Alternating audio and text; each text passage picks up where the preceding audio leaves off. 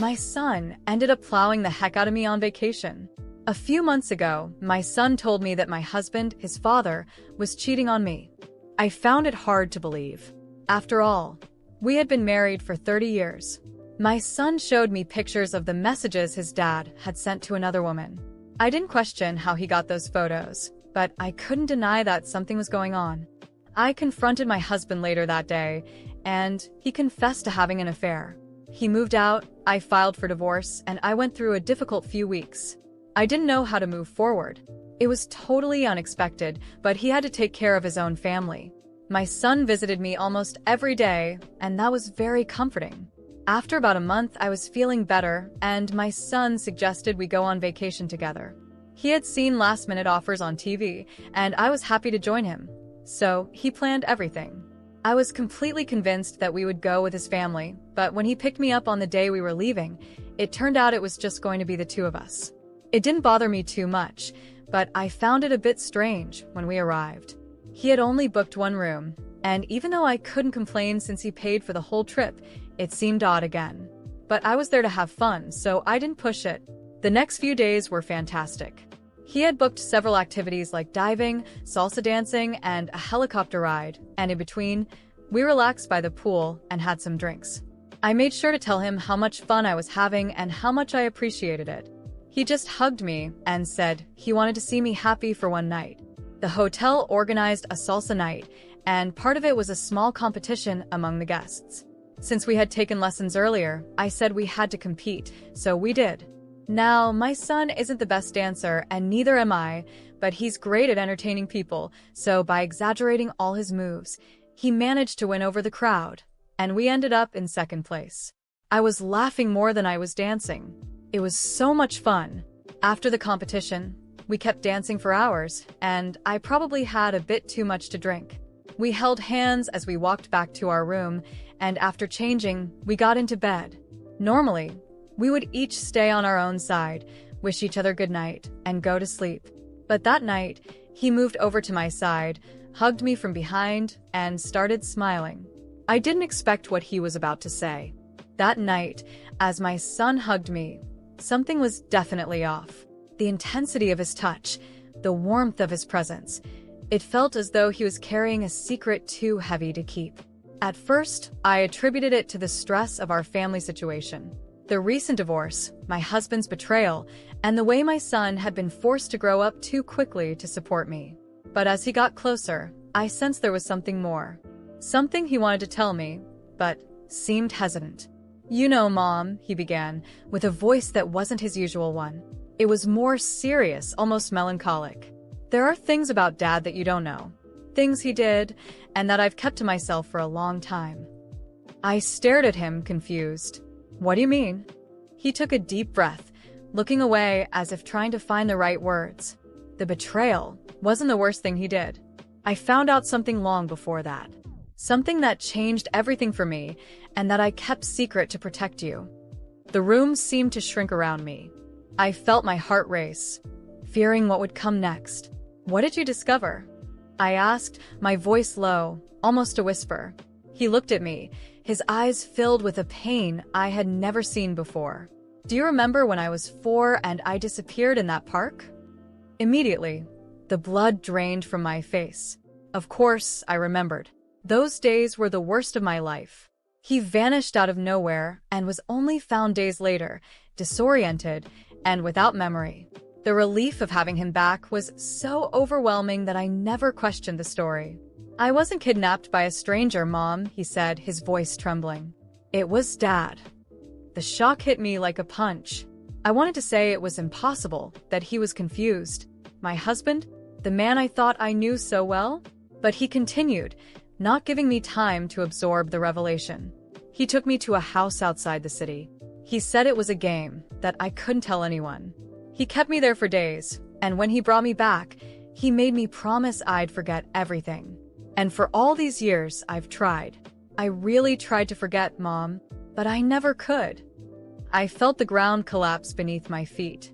It was as if the reality I knew was being torn to pieces. But why? Why would he do that? My son lowered his head, clearly struggling with the memories. He was involved in terrible things, Mom. He was a dangerous man, far more than you ever imagined. He took advantage of people. People disappeared because of him. I was just a kid, but I saw things a child should never see. My mind was spinning. It couldn't be true. But at the same time, my husband's strange behavior over the years, the constant late-night outings, the long periods when he seemed distant, all of it started to make horrible sense. You're saying that your father was a criminal? I asked, my voice trembling, hoping I had somehow misunderstood. He nodded, his eyes filled with pain. Not just that. He was a serial killer. My entire body froze. That phrase echoed through my mind like thunder. What? I managed to murmur. During those days I stayed with him, he would take me to places. I saw him hurt people. He never let me get close, but I knew what was happening. I knew something terrible was going on. He said he was doing it for justice, that he was cleaning the world of bad people. I was too young to fully understand, but it scarred me in a way I couldn't erase. I backed away, trying to process it. My mind couldn't keep up. My husband? A serial killer? How could I have lived next to a monster for so many years without realizing it? But why didn't you ever tell me before? Why did you keep this secret? I asked, my voice cracking. He said that if I told you, he'd come after you. He said you'd never believe me and that I'd lose you forever. So, I stayed quiet. All these years, I pretended everything was fine, that I had forgotten. But when I saw the messages, when I knew he was cheating on you, I realized that was my chance to get him out of our lives for good. My heart was shattered. My son had carried this burden alone for all these years, trapped in a cycle of fear and silence. And now, as he told me the truth, something else struck me. You said he took the victims to places. Where did he take them? I asked, fearing the answer. He hesitated for a moment, his eyes filling with tears. He took them to a shed, far outside the city. That's where I saw everything. I felt nauseous, the panic beginning to set in. We need to tell the police immediately. My son stood up quickly, gripping my arms, but this time, something in his expression was different. A cold determination, a calculated certainty. He didn't seem to be trying to calm me down, but rather preparing me for the next revelation. Mom, he won't hurt us anymore. I have proof of everything. I took secret photos. My mind froze for a second, trying to process what he had just said. Proof? What proof, son? On those nights when he went out to do what he did, I followed him, Mom. I followed Dad to the shed where he took the people. I waited for hours until he started his activities. And when he was there, in the middle of it all, I took pictures. I captured everything. The victims, the shed itself, and most importantly, him. My eyes widened. It was hard to imagine my son, still so young, following his criminal father into such a dark and dangerous place, all to gather evidence. You have photos of him there? Of what he did? He nodded, his expression serious. Yes, I took pictures of everything. I hid far enough so that he couldn't see me, but close enough to record every detail. I have everything we need to incriminate him. The relief I felt, knowing he hadn't done anything drastic like killing him, was immediately replaced by another concern. But what now? What did you do with that evidence? That's when he revealed what he had planned from the beginning. I confronted him. I went to Dad with the photos. I showed him everything. I told him that if he came near me or you again, or if he tried anything, I would turn all the evidence over to the police. I threatened to expose everything, his crimes, the shed, the victims. He knows that if he tries anything, it's over for him. A mix of fear and relief rose within me. And what did he say? Did he believe you? He had no choice, Mom. I showed him the pictures. He tried to intimidate me, tried to turn the situation around like he always does, but I was ready. I told him that if he made any move, I'd release everything to the press and the police. There's no way out for him. He knows he's trapped. My heart pounded in my chest. It was hard to imagine my son confronting that cold man, the manipulator who always seemed to be in control. Are you sure he'll keep his distance? Yes, he replied, his voice firm. I told him that if he even thought about revenge, his life would be ruined. And he believed me because he knows I'm not bluffing. Now it all made sense. My ex-husband's distant attitude during the divorce, his decision to leave without a fight. He knew my son had something on him that could end everything. And that explained why, even after all this, he had stayed away without trying to interfere. "I just wanted to protect you, Mom," he said, his eyes filled with a pain he had probably carried for a long time. I knew he was going too far. I knew that, sooner or later, he'd come after us in an even worse way. So, I did what I could to make sure we'd never have to live in fear of him again. I moved closer to my son and hugged him, the tears finally falling.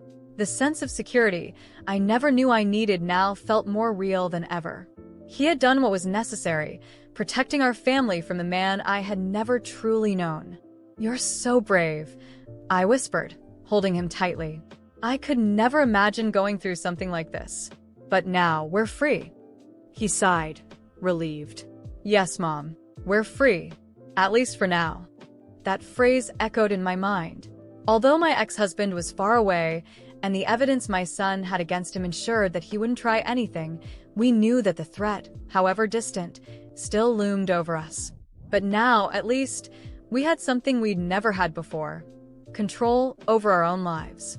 And most importantly, we were finally safe. I knew it would be a long road to process everything that had happened. But in that moment, with my son by my side, I felt like we could overcome anything. After all, together, we had defeated the most dangerous monster we'd ever known. A few years had passed since my son and I went through that terrible revelation. Life finally seemed to have settled into a rhythm of normalcy. However, the peace we thought we had gained was an illusion. The first sign that something was wrong came on an ordinary day when I discovered that the photos of my ex-husband, the incriminating evidence my son had gathered, had been leaked. The sense of betrayal and helplessness was immediate. The images began circulating online, and the outside world grew restless, as if the monster from the past was returning to haunt us once again. My son disappeared without a trace shortly after the leak. There were no words, no note, nothing. His disappearance left me devastated and terrified. I knew he was in danger, that perhaps his father, even while imprisoned, could still have allies or a way to seek revenge. With the leak of the photos, my life descended into chaos. The media, the police, and even strangers started searching for me, flooding my life with questions and speculation. The protection my son had ensured, the security I had felt for all this time, was now in ruins. I was forced to live in anonymity, moving from city to city, changing my identity. The fear of being discovered and the anguish of not knowing where my son was became my constant companions. Each day was a battle. The constant stress and the guilt of not being able to protect my son began to consume my sanity. With every new false lead or sighting report that led to nothing, my hope diminished. Time seemed to drag on in a haze of despair. But then one day, after months of anguish and near resignation, something unexpected happened.